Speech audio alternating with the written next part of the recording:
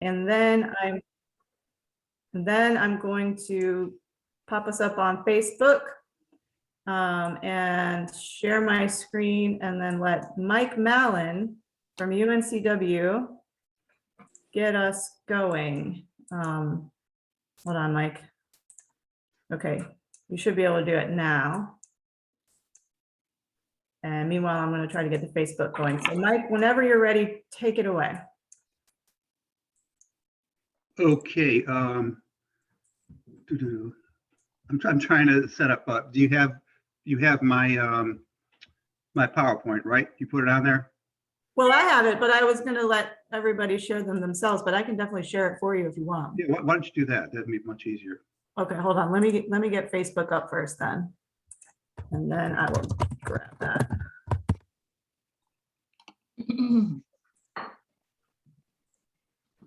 Facebook. Okay. And meanwhile, my cat is at my window scratching for entry. So hold on. I'll pull up your slides right now, Mike. All right.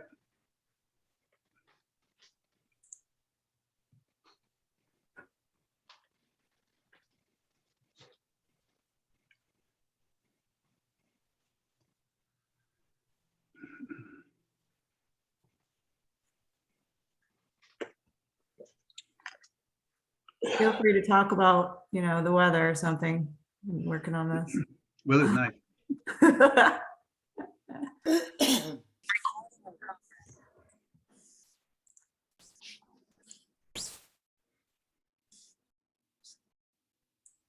Uh-oh.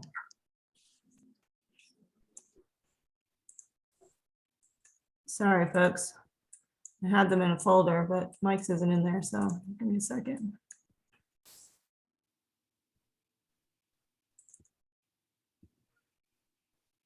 There it is. Okay, got you. All right. I'm going to share this. Let me make this bigger.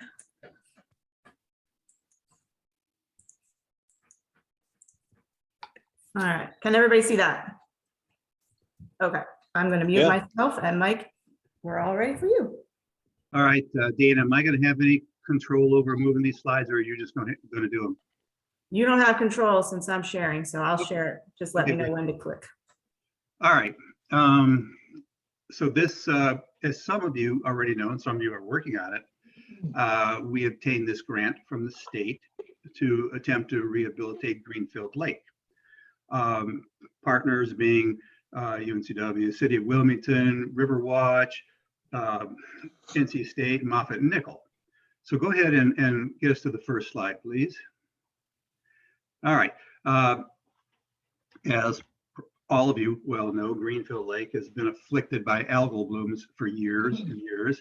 In fact, they got so bad that in 2014, the lake was put on the 303D list for excessive algal blooms. So, question is, what do we do to reduce this? Next slide, please.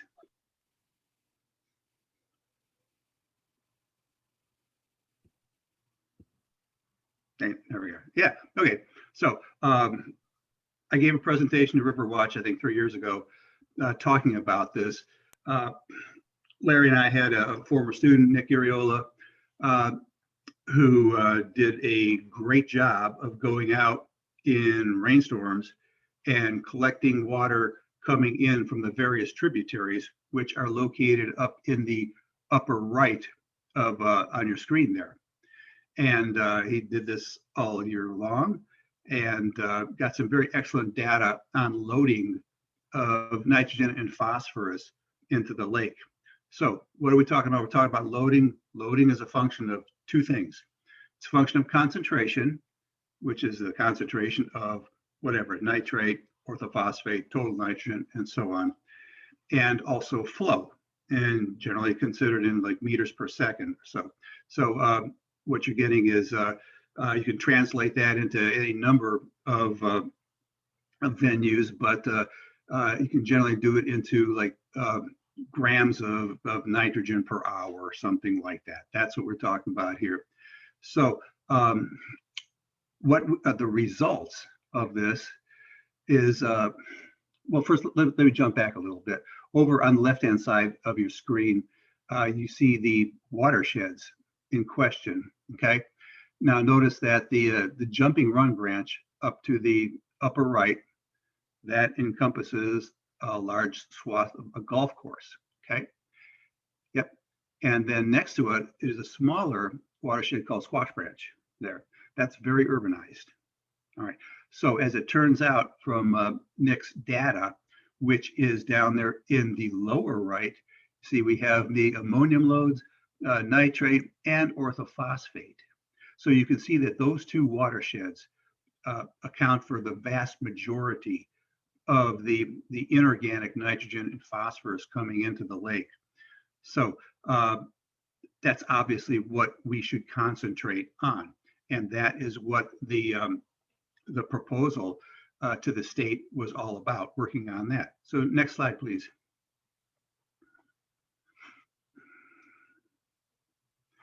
All right, so just a little bit of background summary information.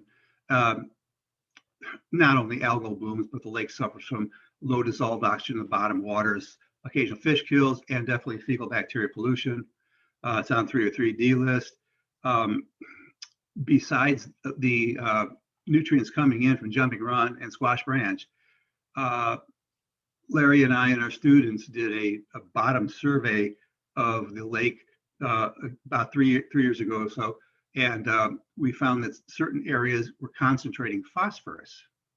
And not surprisingly, some of these areas included the Jumping Run Branch and Squash Branch tributaries, but we also found phosphorus around some of the tree islands there as well. And that is something that needs to be concentrated on as well, though it's not being addressed in this particular effort. So this coalition here went to get these funds called 319 funds, and our work is currently the phase 1. All right, the UNCW portion of this is to collect background data on the upper areas of Jumping Run, and that's then what's being focused on by the engineering folks who will be talking to you in a few minutes. Next slide, please. Okay, so fortunately, there is an area that's owned by the city that we can concentrate some rehabilitation efforts on. All right, this Willard Street Wetland. Okay, it's over there, sort of across the street from the new county health building. If you'll take a look at that, the red numbers there in letters, those are the stations that we've been sampling. Okay, now the 15, that stands for 15th Street. Anyway, we have a station there, and that takes in runoff from the left there, which is a lot of low-income housing. Over there, the 16th, as it turns out, that takes in a good deal of runoff from the golf course, which is there on the other side of 17th. Okay, yeah. And then we sample in the middle of the wetland, and then the outfall of the wetland to the creek proper. Okay. Okay, go ahead, Don, to the next one. I just want to let you guys know sometimes the cursor is going to fly across the screen because I have to manage the participants and just maybe ignore it. Here you go, Mike. Yeah, okay, that's great. Okay, so what do we see here? Looking up at the far left there, it says Willard Street Wetland 15. That's the outfall going in there from the low-income housing area. What we find is that the nutrients, they're about moderate. They're not huge or anything, but the fecal coliforms, the bacteria, fecal bacteria, are big. All right, that is a geometric mean there, so it dampens out some of the really high counts we've got in the tens of thousands plus even, and we've got up to 90,000 running out of that particular area, which means that's a public health hazard. Okay, looking over to the wetland, the number 16th Street, what's coming in there. Fecal coliforms are really nothing coming in from the golf course there, but what we're getting is high nutrients, especially nitrate. We know that from many years of study that nitrate in particular kicks off algal blooms in Greenfield Lake. All right, so there where they commingle in the middle station there, you still have elevated bacteria and nutrients, but then what's coming out is a jumping around branch. That's the geometric mean of the fecal coliforms, which is pretty high, 850 colony forming units per 100 ml. And for going into the creek from what supposedly is a wetland, that's bad, and it should not be that high at all. Okay, and nitrate is still uncomfortably high coming out of this wetland. So obviously the wetland was something that we needed to concentrate on, and the engineering folks will talk to you about that in a minute. Next slide, please, Dawn. And this is we did some sediment phosphorus analyses in Dr. Cahoon's lab, and the levels in the wetland itself, they're low, they're moderate to high, but you can see the total phosphorus levels in the creek proper, they're a lot higher, and Dr. Cahoon will talk about that in a couple of minutes. So just go on to the next slide, please.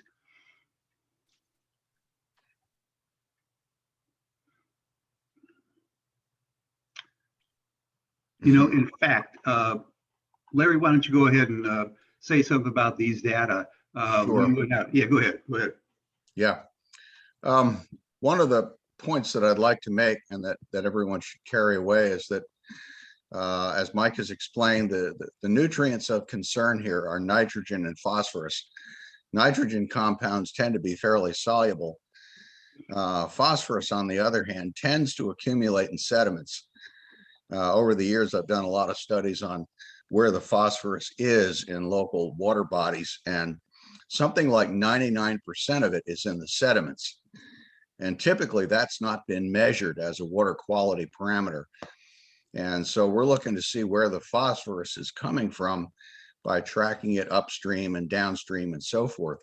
As Mike mentioned a few minutes ago, we found very high sediment phosphorus levels at the mouths of a couple of these creeks entering Greenfield Lake, which led us, along with other data, to suspect that those two creeks, Jumping Run and Squash Branch, were major sources of nutrients overall. In looking at the phosphorus question in Jumping Run Branch, when we saw the data that you saw a moment ago, showing that the phosphorus numbers in the Jumping Run Branch main channel itself were actually higher than in the Willard Street Pond, and for that matter, the Surge Care Pond, we thought, gee, there's phosphorus coming from upstream. So Mike and I went out in July on a really hot day, grabbed some sediment samples in a few locations upstream of our study sites, and hopefully upstream of the golf course, which we had suspected was one of the sources of nutrients. And the numbers that you're seeing here give you an idea that there's a very large amount of phosphorus coming into Jumping Run Branch from a tributary we call Gillette 1. That's actually upstream of the golf course. So I'll be back out there in a couple of weeks, wading through hopefully a snake-free creek to take more sediment samples and see if we can repeat that pattern and perhaps track the sediment phosphorus signal farther upstream. If we can find out what the sources might be, then there may be options for correcting some of that. I'll leave off there. Yeah, and along the same lines, if any of you folks are aware of anything that's going on in that area upstream of the golf course, the Gillette Street area or above that, by all means, let us know. So yeah, go ahead, Dana, send us to the next one. There we go. All right, so this is Surge Care Pond. and this is off 17th Street. It's got a much different watershed. What drains into it is mostly street runoff from 17th and also some parking lot runoff from medical facilities located around there. So there's really not much sourcing of nutrients or bacteria. I didn't even bother to put the fecal bacteria on there because they're so low. But you see on the left there, we sample in the forebay, which is there close to us, and then in the back, there is the outfall structure there, and then on the right, there's Larry and there's Amber from the NC State and Bill Hunt over there, and that is the structure that NC State has been working on, and Amber, I think we'll be talking about that in a few minutes. But basically, what was coming into there already is fairly low, and looks like the sediment phosphorus. It looks like the forebay was doing a good job of collecting the sediment phosphorus because it's twice as much as in the main bay in the outfall. Okay, go on to the next slide. All right, so just some takeaways there. Very high concentrations of fecal bacteria enter the Willard Street wetland through the 15th Street stormwater pipe. Some reduction, but still unacceptably high outfalls to the creek proper. The wetland does a poor job of nitrate, total nitrogen, total phosphorus removal from the stormwater. And the engineers, like I said, they'll be talking in a minute. Bottom sediments, the Jumping Run Branch contain higher levels of phosphorus than the Willard Street wetland. Appears that other important sources of P to the Jumping Run Branch in Greenfield located upstream, 17th Street upstream of the golf course. Surgicare Pond appears to be only a minor source of pollution to Jumping Run, and an ongoing project by NC State should reduce the pollution even further. I may have another slide, I'm not sure. I guess not. Okay, so that ends UNCW portion of this. Any immediate questions on that?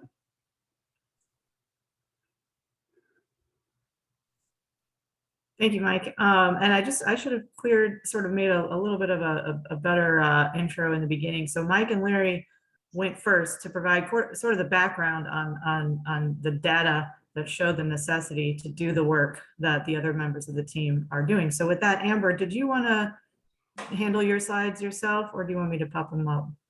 Sure, I can present. That way I can. That's great. Control the mouse. Yes, take control. You should be able to do it. There you go. Perfect. Amber Ellis from NC State, everyone. Thanks so much. Yeah, so good morning. Thanks to all of you for coming. Like Dana said, I work with NC State. I'm an extension associate, which means that I have a university appointment with the Stormwater Engineering Research Group. I work for Bill Hunt. If you have done much with stormwater, you have probably run into him a time or two. And we are focused on this surge care pond. So Mike and Larry did a great job sort of setting the scene for the watershed. And like they said, the surge care pond is sort of a minor player in terms of pollution going into Jumping Run Branch, which means that we have the opportunity to play around with different design elements to make it even better. And so what we are looking at is a innovative retrofit. It's a standard wet pond right now. And so if we look at a map, zoomed out a little bit, you can see here's the Cape Fear on the left and then Greenfield Lake. And if you follow Jumping Run Branch up, you get right here to where this surge care pond is. Now it's nestled right between the branch and the golf course, but like Mike said, most of the runoff is coming either from 17th Street directly here or this parking lot and rooftop combo. So here we have the surge care pond. You can see it looks tiny compared to this. If you ask an engineer, this stormwater pond, if you ask a golfer, this water hazard, right? But it's nestled right in here between the two. And like I said, it's currently a pretty standard wet pond. And by all measures, as far as wet ponds go, it's designed well and is maintained well, which is really good news. That's part of why some of those nutrient that are leaving the pond are so low. Part of it is also because it has a relatively clean watershed. Right, but this green arrow is a primary inlet. There's another inlet right around here. You can see it has a forebay, which, like Mike said, is capturing a lot of sediment and therefore a lot of the phosphorus that's coming into the pond. And then the main body of the pond is to the right.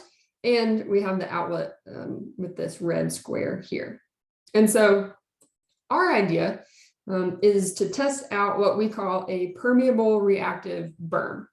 And so there are several different, mostly proprietary media compositions that are especially tailored to absorb nutrients. And we've tested some of these media in other forms and had really good results with them. We tested a wet pond in Rocky Mount and found that if we put a layer, sort of a literal shelf around the edge of the pond, we can really increase nutrient uptake. But the problem with that method is that it's quite hard to maintain. It gets clogged really easily. And when you go to change the media, so this media will eventually, over the course of a decade, reach capacity, and it won't be able to absorb phosphorus and to a lesser degree nitrogen as readily, which means you have to switch it out. And so if you're having to dig up the perimeter of the pond to switch out the media, it's very expensive and labor intensive. So our idea for this pond is, what if we built a permeable berm around the outlet structure, like this white line, so that any water coming into the pond must pass through this permeable berm that is built with this specialized media. The water has to go through that media before it can exit the pond and join Jumping Run Branch and eventually end up in Greenfield Lake, right? And so so far, we've just been doing some monitoring in conjunction with UNCW. You heard a little bit about the monitoring they've done at Surge Care Pond. And we were hopeful that we would have the berm built by the end of the year. We, just like everyone else in the world, or at least in the US, it seems, have run into some supply chain issues that are slowing things down a little bit, but we're making moves. So hopefully it will get built soon. And essentially what it will be is mostly made of a coarse gravel, like a 57 stone sized aggregate that will be sort of spiked with this proprietary media. We haven't landed on a specific media yet. I think it will come down to who can get us media the quickest. But if you can imagine a gravel berm going around this outlet. And again, we want this coarse gravel because we don't want to impede flow at all. We want the water to be able to freely move through it, but have access to the media so that it can remove the nutrients. And so a little bit about how, once we get the berm built, how we will be able to tell if it's working or not. We have these solar powered composite monitoring stations. And so we have these boxes outfitted with solar panels, and they power these composite samplers. And so every time we have a rainfall trigger for the inlet and a flow trigger for the outlet. And so it will take a flow weighted composite sample, which just means that if more water is coming in, it takes more sample during a rain event. And then we can analyze that for sediment as well as nitrogen and phosphorus. So we'll have some before data, and then we'll have some after data once we get the berm constructed. And so that is the idea. And again, the idea is to make a retrofit that is not only easy to install, but also easy to maintain in perpetuity throughout the life of the pond. And so by concentrating the media right there around the outlet, we can not only ensure that all of the water leaving the pond passes through that media, but also that it's in a confined spot so that when we have to go in and either maintain the berm after a large storm, or like I said, 10 years down the line when we need to put new media, it'll be an easy task. And so stay tuned for what we find out once we get the thing built and have the after data. Amber, can you tell us anything about the the desired composition of the media that you folks are looking for? We've used several different types. So like I said, most of these are proprietary products. So I can't say too much until we choose one because they're all a little bit different. One common one is Stay-Lite, which is essentially puffed shale. So if you think of like puffed rice cereal, they do that with shale. So the way that it works is by puffing it up like that, it increases surface area. So it increases the binding sites for things like phosphorus.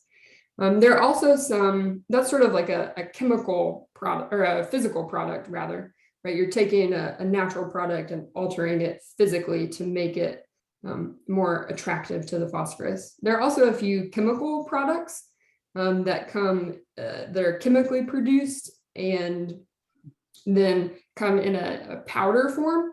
And so the surface area is quite high because it's a powder, but you run into permeability issues. Like I said, you want the water to be able to flow through. So what we would do if we go that route would be mix it with the gravel of the berm itself so that it's integrated all the way through. If we use something like Stay-Lite, which is by nature very permeable, we would likely do a stone core of the berm, and then the outside would be the Stay-Lite or something like that. You could make an entire berm out of Stay-Lite, but it would just be more expensive. So those are our two main options. Though, like I said, we haven't sourced the material yet. We haven't signed any contracts. So if anyone has any ideas, we are open. This is sort of an innovative project, and so it's a great time to test some things and see how they work out. Thank you very much, Amber. Only on Cape Fear River Watch meeting can you learn how to make phosphorus attractive to share. So I appreciate that presentation. And now I think we would love to hear from Allison Bryant from Moffat. And one thing I want to say about the NC State thing before we go, this is, like she said, an innovative project. And what's exciting to me, understanding that pond doesn't have that much of a load, is that once they get done with this, there's potential for so much more work with these types of media. And once they figure out, the best one, or even if they figure out that this one that they've chosen isn't the best one, then they know that much. And so it's just, there's always just these steps that come, prior to figuring out a great solution. And I think this has so much potential for across the whole basin. Anyway, that's my thoughts there. And I'm going to go ahead, and Allison, do you want to go ahead and share your slides? Sure, I will go right ahead. Okay, everyone, this is Allison Bryant from Moffat and Nichol. She's going to talk about their piece of the 319 project at Greenfield Lake. Thank you so much. All right, thank you everyone for joining. Let me get this going. All right, thanks everyone. Thanks, Dana. My name is Allison Bryan. I'm a water resources engineer with Moffat and Nichol, and I'll be discussing the Willard Street wetland retrofit portion that's been designed as part of the larger Jumping Run Branch and Greenfield Lake efforts. Just a little bit about Moffat and Nichol before we dive into the project itself. Moffat and Nichol is a global engineering firm, and we specialize in port, water, and transportation infrastructure. And Moffat and Nichol's Raleigh and Wilmington offices here in North Carolina have a history of work with both Cape Fear River Watch and the city of Wilmington, which is how kind of we became involved in the Jumping Run Branch efforts. And as Mike mentioned, our team helps support Cape Fear River Watch in securing 319 grant funding to help complete this Willard Street wetland project. So the Willard Street wetland itself, the wetland site is situated at the upstream end of Jumping Run Branch, which eventually, as you know, flows into Greenfield Lake. The watershed area flowing to the wetland is shown on the map in darker blue. And as Mike mentioned earlier, you'll see that the drainage area is made up of some developed areas as well as a portion of the golf course. The wetland itself, as you'll see on the right, is made up of two cells, an upper pond and a lower pond. Several different stormwater pipes discharge into the upper pond, and one pipe discharges directly into the lower pond. These two ponds are separated by an earthen berm embankment and a concrete culvert through the berm. And then after the outlet of the lower pond, the flow goes through a series of short ditches before it discharges into Jumping Run Branch to the south. And so this kind of gives you an on-the-ground view of what the wetland site looks like today. The left photo and the upper right photo are the upper pond of the wetland, which you'll see is vegetated, but is relatively open and accessible. And then the lower pond, which you'll see in the bottom right, is more heavily vegetated and a little bit harder to access and more overgrown. And so currently at the wetland, when it rains, water that enters the upper pond is retained for a relatively short amount of time before it moves through the culvert to the lower pond and then flows out the outlet culvert of the lower pond directly into Jumping Run Branch. So the short retention time for both of these ponds are not great for pollutant removal. And so that brings us to kind of the overall goal of the project, which was to help reduce nutrient loadings to Greenfield Lake that are coming from the upper reaches of Jumping Run Branch. And so both nitrogen and phosphorus removal are going to benefit from longer retention times of around 3 to 5 days. And those kinds of retention times are not currently being achieved at the Willard Street wetland.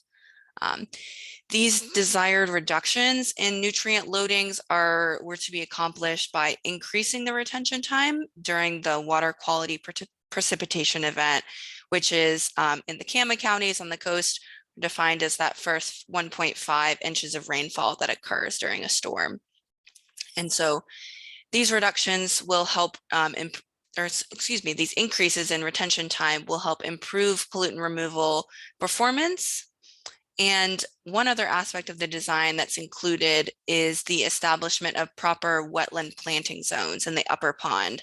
So kind of bringing this existing wetland up to current NCDEQ stormwater design standards, not only to define those proper zones to help the management of existing vegetation, but also help establish additional new wetland vegetation that will help us further improve the nitrogen and phosphorus uptake. And so to help us increase those retention times in both ponds, riser structures will be installed on the outlet culverts of both the upper and the lower cell. The upper cell is pictured here. So these outlet structures will help maintain a proper normal pool elevation in the pond, while also reducing the rate at which water flows out of the ponds during that first inch and a half of rain, thereby increasing retention. The elevations and dimensions of the weirs at the top of these riser structures were designed to help allow appropriate outflow during those larger storm events, such as a 10-year or a 25-year or even a 100-year storm event, so that while we're increasing retention during that 1.5-inch water quality event, we're not retaining so much water that we're causing flooding upstream during those larger storm events. And the existing earthen berm, one of them pictured here at the downstream end of the upper pond, as well as one at the downstream end of the lower pond, are to be armored with some new riprap just to help improve overall stability for precipitation events that may flow over the berm.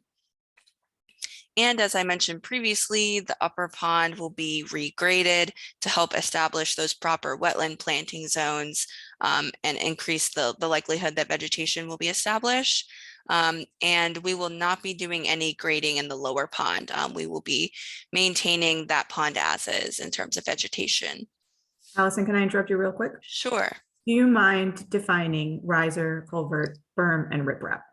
Sure. Yeah. So a riser structure, which is kind of pictured, this is what it looks like our plan sheets on our plan sheets in the lower left. Basically, it's a concrete box. It's four-sided that you build around, in this case, the existing concrete pipe, also called the culvert, pictured here, to increase the elevation at which water is going to flow into the structure. So right now, water, when it enters the pond, is able to enter this pipe and flow out of the pond at the elevation of this bottom of the pipe. But by installing this riser structure around the pipe, you're building these walls up so that water has to accumulate higher and able to flow over the top of the structure up here and then into the box and eventually out the culvert. And so berm, as you'll see here, so a berm or embankment is basically just, it's earthen covered in riprap. For lack of a better term, it's kind of an earthen wall that, again, you know, water is able to exit the pond out of the culvert, but this culvert is only so large. So water in some cases during large storm events may build up faster than this culvert can drain it. And so eventually water will build up and can eventually flow over this berm kind of as an emergency spillway. Was there another term, Dana, that you had said, or did I hit all of them? My favorite term in stormwater in my learning, riprap. Riprap, yes. So riprap is another fancy word for a certain kind of rock. So you'll see some riprap here. There are different sizes of riprap depending on the amount of flow or velocity that you're expecting to kind of flow through or over this berm. But riprap, a fancy stormwater term for rocks. Thank you. Oh, yeah. Alrighty, and then so let's get into kind of the proof that this kind of solution is going to work. We conducted some stormwater modeling to help us inform different elements of the design, including the regrading of the upper pond that obviously was informed by NCDEQ standards. But we also wanted to make sure that in regrading the pond to establish those planting zones, we were still providing appropriate storage in the pond to retain the amount of water that we were wanting to. And we also used the model to help design each of the riser structures on the upper pond and the lower pond. We used a hydrologic and hydraulic software called XP Swim. And this model allowed us to kind of calculate different hydrologic parameters for the watershed, such as, you know, land use inputs, impervious percentage, soil type, to generate the parameters to tell the model how water runs off from the watershed and how water makes it to these inlet pipes to the wetland. So we were able to model all aspects of the proposed riser structures as well, both the kind of outlet pipes and the different concrete weirs at the top of the riser structure to simulate how water is moving through the wetland during both existing conditions and proposed conditions. The plots to the right, you'll see kind of show some results from the model. And so existing and proposed water levels in the upper pond are shown on the top plot, and then water levels in the lower pond are shown on the bottom plot. And so I pointed out on these plots kind of how the water level reacts during the water quality event in both scenarios. And so during existing conditions, which is the blue line, you can see our from time of our maximum water level in the pond to the kind of when it goes back down to the current normal pool elevation is about 18 hours for both the upper pond and the lower pond. So when you add these two retention times together, you get about a day and a half, which is not ideal for either nitrogen or phosphorus removal. We're aiming for more of that 3 to 5 day range. And so the model shows us by, regrading the upper pond and installing both of the riser structures, we're able to increase the retention times in both ponds to around 48 hours, which gives us a combined retention time of around 4 days, which allowed us to kind of hit that target of desired retention time for both nitrogen and phosphorus removal. And last but not least, I mentioned we were kind of achieving some additional pollutant removal through the management of both existing wetland species in the upper cell and the planting of additional species. So the species that were selected were kind of proven effective to be good at pollutant uptake in each different kind of wetland planting zone. So in our cell, we've got some forebays and deep pools. We've got areas of shallow water, and we've also got our temporary inundation zone that does not stay wet all the time. And so we chose a variety of species, but not so many species that maintenance, would be difficult, just enough for biodiversity, but not so much for it to be overwhelming or hard to maintain. And so as far as next steps, we're wrapping up project design now, and we will be submitting permit applications, and at some point in time, those permits will be issued. And so we will be good to go for construction. The plan right now is to seek funding for implementation and construction sometime in the next couple of funding cycles. So not this year, but hopefully in the next couple of years, we'll see this project get put on the ground. I'll just flash up our contact information. So like I said, my name is Allison Bryan. We've got a couple other members of the team on the call today, both Don York and Cameron Long. So we'll be around at the end of the seminar to answer any questions you may have about this part of the project. And I will throw it back to you, Dana. Thank you so much, Allison. That was super informative. And I think that's kind of the end of the real specific presentations on the work at Greenfield Lake. I am going to share a presentation that was provided by Fred Royal. Let me get to the page 1 here, from the city of Wilmington. And he has shared sort of, so they are a partner on this grant. But sorry, hold on one second. That guy. There we go. Fred Royal is a partner on this grant with the city of Wilmington Stormwater Services. He's the manager there. The Wilmington, city of Wilmington has been super supportive in this project in terms of, their expertise in sharing information, relative to the plans that Allison was just talking about and the plans that Amber mentioned. And they've been helping, sort of do the job they normally do up there, which is kind of clean things up and keep things moving. Jen Butler, also at the city of Wilmington, has put together some great signage for us of this project, and that you'll be able to see those signs. You can see those signs up around the site. And Fred has shared some slides, just kind of an overview of what the city is doing in terms of stormwater management, that I'm going to kind of just go through, and forgive me for reading some of this because this is his expertise, not mine, and I'm sharing because he was unable to make it today. So this is a list of sort of an overview of the Stormwater City's maintenance activities based on the significant growth of invasive aquatic vegetation and blue-green algae in the city's water bodies. It's basically caused the staff to work on these management strategies.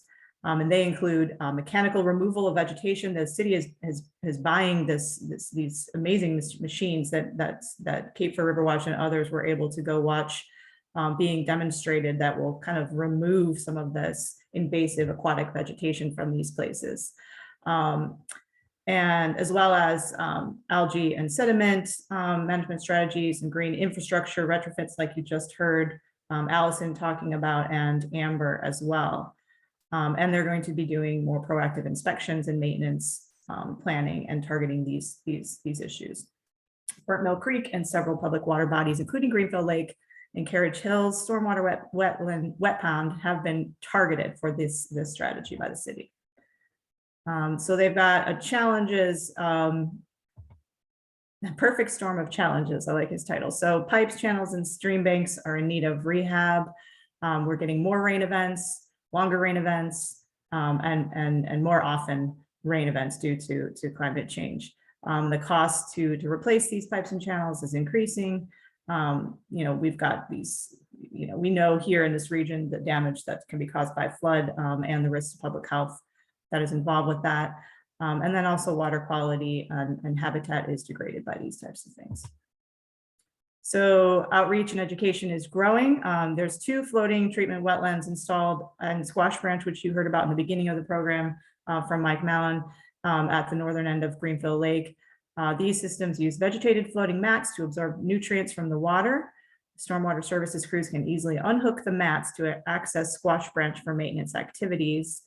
And this was made possible by grant funding to NC State to purchase, install, and monitor. And I think at the end of this program, I believe I'm going to speak for Amber that I think she can answer some questions about these floating wetlands, which is super cool. And then I think he's got one more slide. Green initiatives moving forward. Capital improvement projects, combine flood mitigation with green infrastructure. You know, this kind of goes to what we were talking about in the beginning with the proposals for development around this area. We want to make sure that any development is being developed smartly.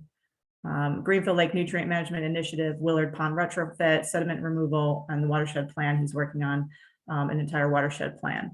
And the Heal Our Waterways program, volume reduction based program in targeted watersheds, and increasing tree planting budget.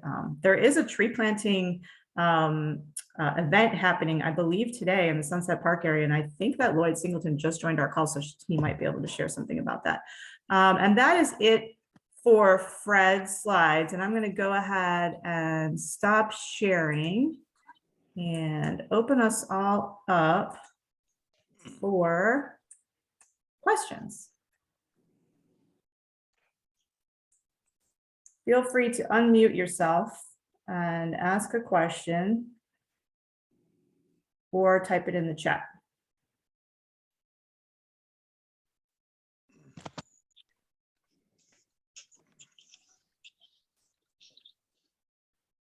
No questions?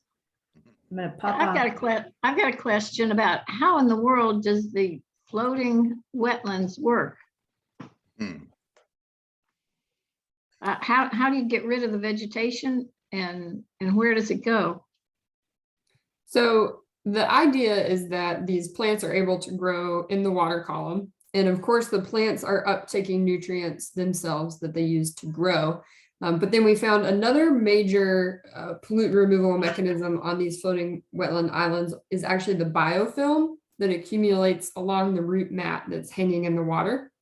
And so periodically what you would do is harvest this plant material. And what you can actually do is just sort of give it a haircut on the top and on the bottom, and the plants will just regrow back in the same spots, depending on the species. We try to select native species that are easy to maintain that way. And then we aren't exactly sure the best way to handle that material afterwards, right? It depends on the pollutants. If you're really concerned about heavy metals, it sort of limits what you're able to do with it, and depending on what the species is. But in the very least, right, you could compost that material. It's just organic matter that can be returned to the carbon cycle that way, and then be utilized elsewhere.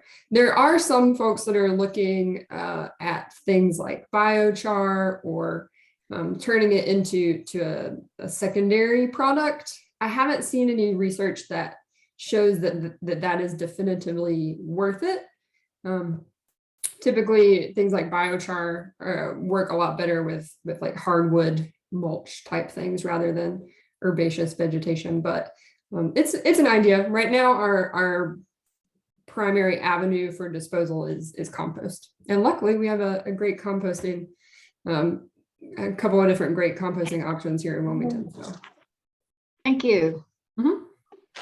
Amber, can you share a little bit about how the plants do that work? Sure. Well, the plants themselves are just taking up the nitrogen and phosphorus in the same way that they would if they were growing in the ground. Right? They need those nutrients to grow. And then the biofilm, I'm not sure. This is sort of a new element of these floating wetland islands that we've discovered makes up a lot of the bulk of the actual nutrient removal. So it's sort of like a green slimy stuff. It looks like algae. It's not algae, but it looks similar to people who are not aquatic botanists. Like I am not an aquatic botanist. That's what I think it looks like. Larry and Mike might be able to speak a little bit more to what it is and what it actually does. I just know it's a good sign for nutrient removal. Mhm. Yeah. Bacteria, for instance, bacteria and fungi, they also need nitrogen and phosphorus. So if they're in that situation, they're going to want to grow, and they're going to take that that material out of the water column, especially phosphorus. They like phosphorus a real lot, which is good. And something else I want to point out about these biofilms is that they're going to become colonized by protozoans. All right, protozoans are an integral part of a wastewater treatment plant. They eat bacteria. They eat fecal bacteria too, as well as natural bacteria. So the wetlands that Amber's working on over here, they're going to get these films, including the protozoans on the roots, rhizomes hanging in the water. So when the polluted water goes through there, the organisms are going to be chowing down on the fecal bacteria and helping to remove those from the water column, as well as the nitrogen and phosphorus. That's a great point, Mike, too, because these floating wetland as a concept actually began in wastewater treatment plants, just like you were saying. And then we were like, well, if it works for wastewater, it probably work for stormwater as well. And so that's sort of what spurred the idea. Not for us. We didn't come up with this, with the idea of floating, just to be clear. I don't want to take credit for it as a concept. But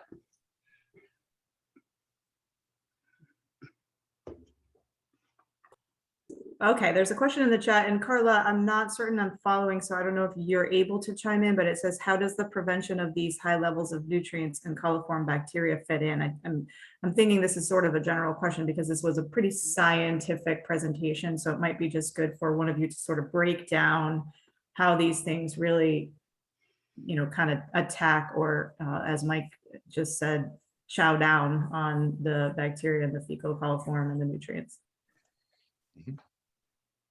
Larry, why don't you handle that? Yeah, sure. Well, you know, one of the first slides that Mike showed you illustrated the algae blooms that are occurring in Greenfield Lake. Mike and I sampled sediments in the lake in 2018. We thought about doing it again in 2019, but the lake was supporting blooms of toxic cyanobacteria at that time, and the lake was actually closed to public use. And that's the kind of thing that makes trouble for everyone. Whether you have fish kills with that or not, if people can't use the lake, then we have lost a critical function of that amenity. And so those algae blooms are a strong signal of nutrient loading. Nutrient loading in an urbanized watershed is often associated with animal waste washing in, perhaps leaking sewer pipes, that sort of thing. And so the coliforms are a signal of that kind of nutrient-laden waste getting in as well. So if we can reduce nutrient loading and the coliform counts, it means that we're managing those inputs of fecal waste and other sources of nutrients rather more effectively. Ultimately, what we want to see is the elimination of those kinds of harmful algae blooms.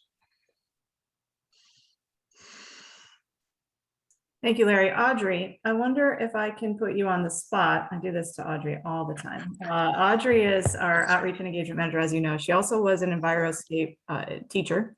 And to Larry's point, I think we can, right now, we would be remiss if we did not talk about the public's opportunity to support this work in reducing their pollution into the waterways. Would you mind going through a couple things that regular people can do, Audrey?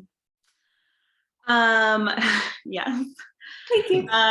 So there are 6 major pollutants affecting our waterways here in New Hanover County, and those are litter, pet waste, auto fluids, sediment, pesticides, and fertilizers. So 2 things that I guess would be very relevant here are the fertilizers and the pet waste. We have about 55,000 registered dogs in New Hanover County, and they create 21,000 pounds of waste every single day. And there are 23 million fecal bacteria in 1 gram of dog waste. So if you're not picking up your pet waste, the rainwater is going to run right over it, pick up the bacteria, the nutrients, and it's going to drain right into our local waterways. As for fertilizers, of course, they're full of these nutrients that people have been talking about, nitrogen, phosphorus. And so we can reduce their use. We can plant native plants that aren't going to maybe need these fertilizers. We can get our soil tested at the extension office to find out if we need fertilizer or what type of fertilizers we need. And then make sure we don't ever apply our fertilizers before it rains, because it'll wash off with our stormwater runoff. And yeah, just use it sparingly, follow the directions. That's really what I can think of. Thank you, Audrey. And if anybody wants to learn more about planting a native garden that won't require chemical fertilizers and things, Lloyd Singleton, who is on the call, he did a First Saturday seminar on this very topic, and it's on our YouTube channel, which we share all the time, and I'll pop in the chat. Dana, can I plug one more very simple solution that homeowners especially can think about? Thank you. Which is simply redirecting your gutter downspouts to permeable vegetative surfaces can make a huge difference. Maybe not so much with things like fertilizer and pet waste, but when we're thinking about auto fluids or other hydrocarbons, microplastics, things that are washing off of our driveways in particular. So it not only eliminates some of those things reaching the storm drain, but also just the total amount of water, right? If we can soak it into the ground, then whatever pollutants that water is carrying are effectively eliminated from the system and are put into the soil. Thank you, Amber. Lloyd, anything you want to share while you're here? I like to put people on the spot when they show up. I will share there is a tree planting by Alliance for Cape for Trees going on currently in Sunset Park area. So I think they're underway, but if anybody wanted to run down there, you can find them in Sunset Park. Thanks, Lloyd. Are there any other questions for our speakers? We have some really just sort of massive minds of stormwater management on this call. Larry, Mike, Amber, Allison, Cameron, and Dawn. I mean, in terms of Cape River Watch's involvement in this program, we're the facilitator of the grant funds. So I manage the, all the fun stuff of the invoicing and the reporting, and then the outreach pieces. So this is part of our outreach piece, is just sharing what's happening at Greenfield Lake in this project. And going forward, we are going to be looking at more funding. This was just deemed phase 1 in the grant application. So there's a lot of research involved here, and there's a lot of prep and permitting, and so some of the pieces that Allison talked about, and she mentioned this in her presentation, the construction pieces, the heavy lifting, won't come until we get more funding from phase 2. So that is on our agenda for 2022 to work on that. So if you know anybody who's got a lot of money that they feel like they need to do something with, just let us know. I think, with that, unless there are other questions, anybody have any other questions before we let you all go? Okay, well, thank you to all of our presenters so much. And as always, we will share the link to this presentation on our website and our YouTube channel, and we'll pop it in our email. If you're not on the email list, go to capeforriverwatch.org and click the big orange button that says sign up, something like that. You'll see it. Have a great Saturday. Bye, everyone. Thanks, y'all.